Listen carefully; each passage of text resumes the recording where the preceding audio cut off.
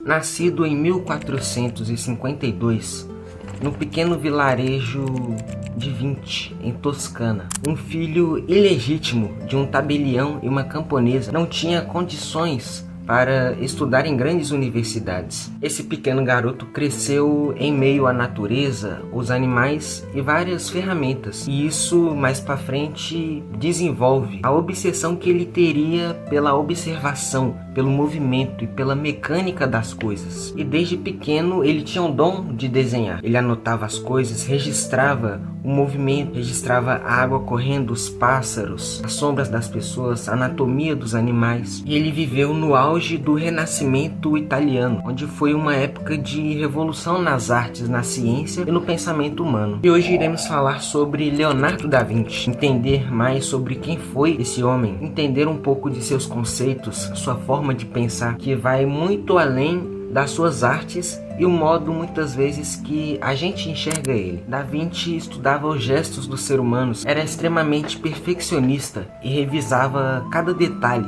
muitas vezes durando anos, e estudava a expressão humana como se realmente fosse uma ciência. E ele é muito conhecido pelas suas duas obras, a Mona Lisa, criada ao longo de anos. Ele retocou a obra até os últimos dias de vida dele. A ausência de linhas duras, transições suaves entre a luz e a sombra, aquele tom de mistério que fica por trás da Mona Lisa. Afinal, ela está sorrindo ou não?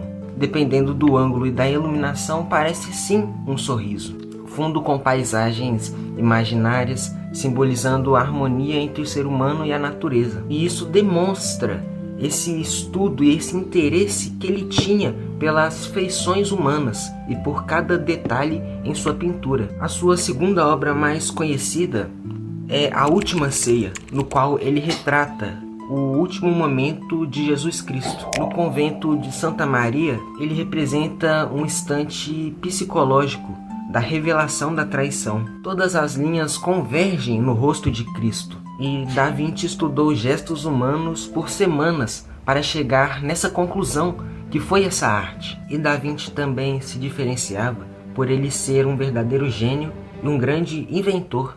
Uma das principais obras registradas, invenções registradas de Da Vinci, seria um projeto de um helicóptero. Imagina isso, em pleno século XV, 1400, ele já montando um projeto de um helicóptero, o que ele chamava de parafuso aéreo, paraquedas primitivos, tanque de guerra com rotação circular, robô autômato com engrenagens internas. E claramente, para sua época e contexto, a maioria dessas invenções eram inviáveis, mas conceitualmente, teoricamente, em tese, corretíssimas. Ele observava a natureza para criar novas coisas. E alguns de seus projetos, invenções militares, foram feitos a pedido dos próprios nobres italianos. Algumas máquinas foram testadas e, em séculos recentes, funcionaram. E Leonardo da Vinci também era um grande cientista. Ele produziu grandes descobertas, como a anatomia humana, a inclusão de fetos, músculos, sistemas circulatórios, o estudo da visão, comportamento da luz, reflexos, a botânica, padrão de crescimento, simetria, as espirais, rotações naturais, a geologia, a formação das montanhas, a erosão, os fósseis e também a hidráulica, ou seja, o fluxo dos rios, movimento da água, projetos de canais. Estima-se que em seus cadernos de anotações totalizavam mais de 13.000 páginas e apenas 6.000 sobreviveram. E curiosamente ele era canhoto e escrevia de forma espelhada, escrevendo da direita para a esquerda. E sem algum tipo de organização, ele parecia somente capturar tudo que passava sobre sua percepção. E alguns de seus cadernos só foram encontrados mais para frente, no século XX. Neles contém notas aleatórias, por exemplo, de como ele descreve a língua de um pica-pau. E muitas dessas páginas foram compradas e colecionadas ao longo dos séculos. Leonardo da Vinci, ele representou um ideal renascentista, a união entre a ciência, a natureza e a tecnologia.